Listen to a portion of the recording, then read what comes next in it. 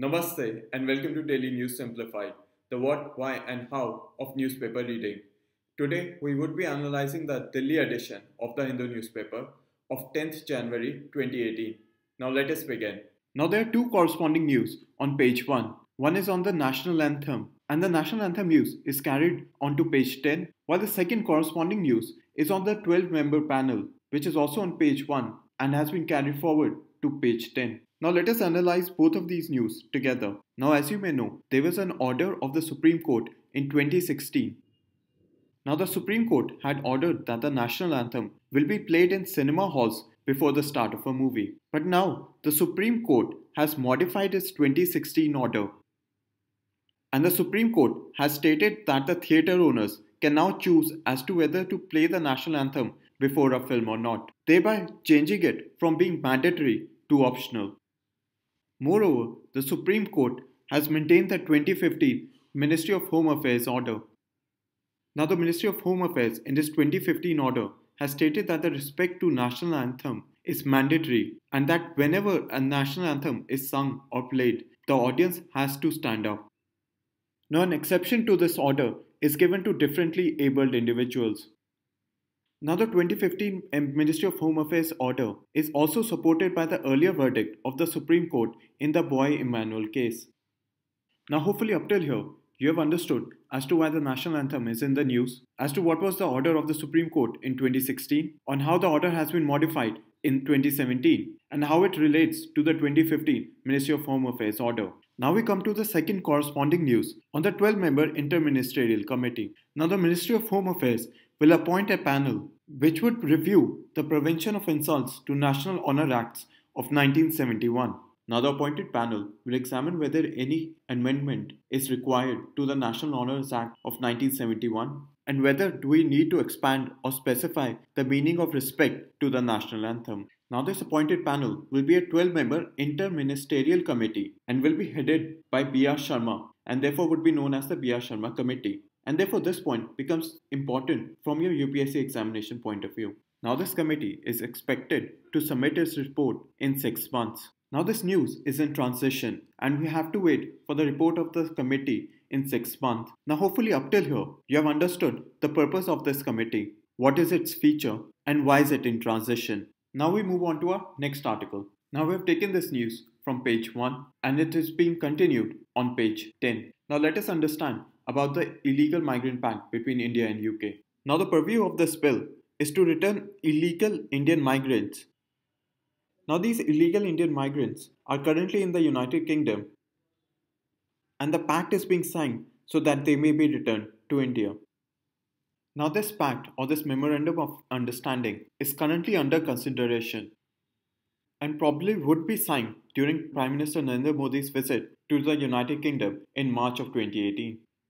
Now hopefully up till here, you have understood as to why the Illegal Migrant Pact is in the news, what is its basic feature, and why is the news in transition. So now let us wait till March for the full details of this pact to come out. Now an important aspect that you should know from this article as to what is the difference between deportation and between extradition.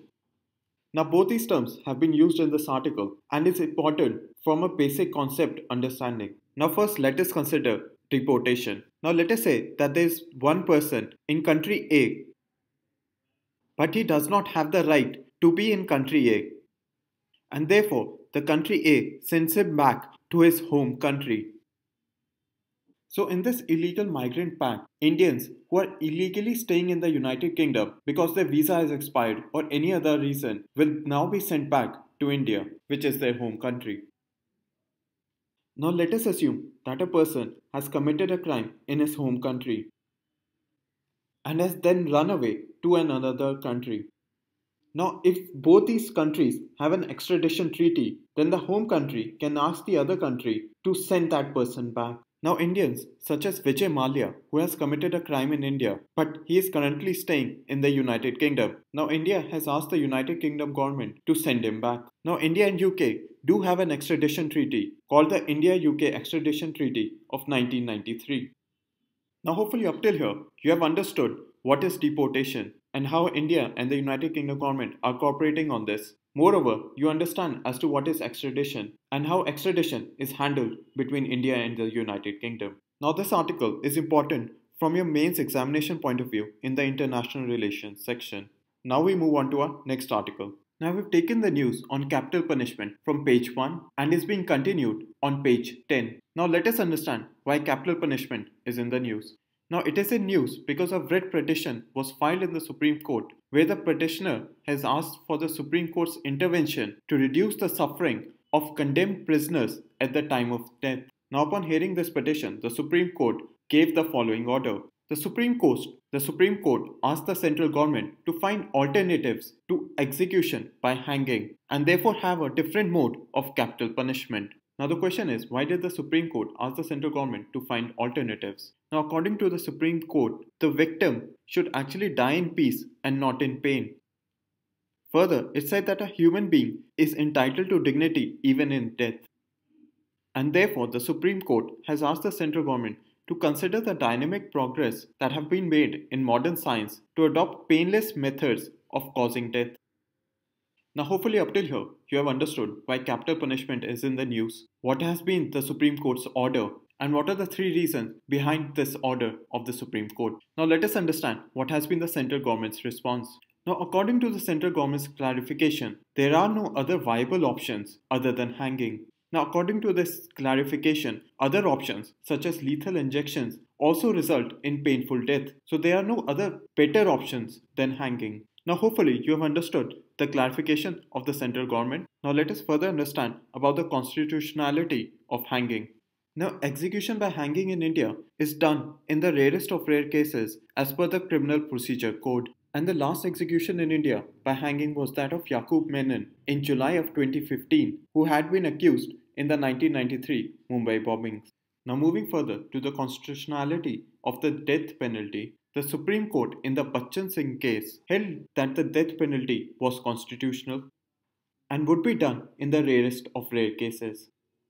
Now another aspect on the capital punishment news is of Article 21. Now as you may know, Article 21 deals with the protection of life and personal liberty. And according to this article, no person shall be deprived of his life or personal liberty except according to the procedure established by law. Now capital punishment is an established law under the Code of Criminal Procedure and therefore it does not violate Article 21. Now hopefully up till here you understood the constitutionality of the death penalty, what was the Supreme Court's verdict in the Bachchan Singh case, and the relation between Article 21 and capital punishment. Now this article and this section is very important from your polity and your governance section in the UPSC examination. And now we move on to our next article. Now we have taken the news on ISRO from page 7. Now let us understand as to why is it in the news. Now ISRO, or Indian Space Research Organization, is going to launch 65 satellites. Now these 65 satellites would be launched from 2017 to 2021.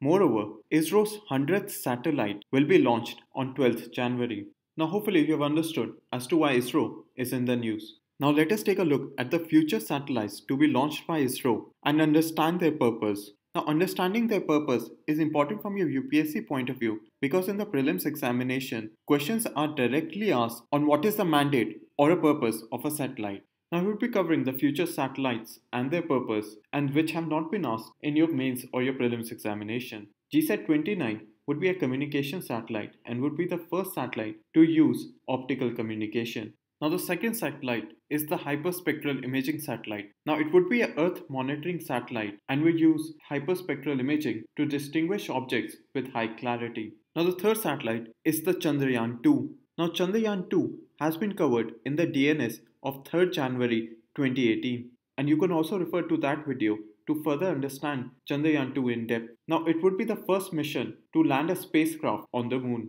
Now the fourth satellite is the X-ray Polariometer satellite. Now this satellite would be used for polarization studies and improve the knowledge of cosmic radiation and of neutron stars. Now hopefully up till here you have understood the purpose of the 4 important satellites that have been mentioned in this article, and any of these can be asked in your prelims examination. Now we move on to our next article. Now from the editorial page, the article on the section 377 has been covered in yesterday's DNS and you can refer to that video to further understand this.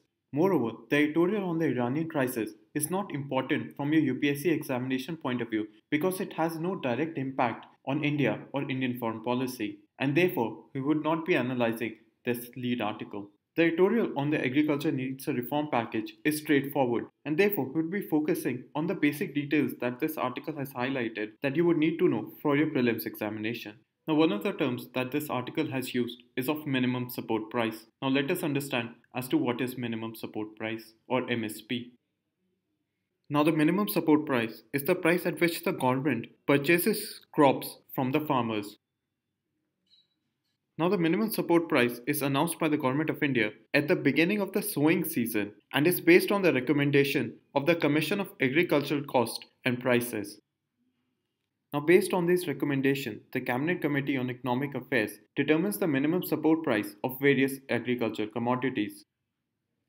Now, hopefully up till here, you have understood as to what is the minimum support price, on what basis is this formed, and who implements it. And these 3 points have been previously asked in your prelims examination as well as in your mains examination and is very important from your examination point of view. Now, another term which this article refers to is the procurement price.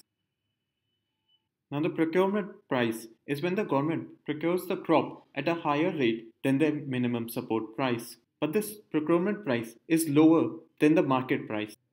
A third term which this article refers to is the issue price. The issue price is the price at which the procured food grains are provided through the public distribution system. Now, hopefully up till here, you have understood the difference between the 3 pricing terms, the minimum support price, the procurement price, and the issue price. And all 3 are important from your UPSC examination point of view. And now we move on to our next article. Now we have taken this article from page 11. Now based on this article, we should educate ourselves and understand as to who is a person of Indian origin.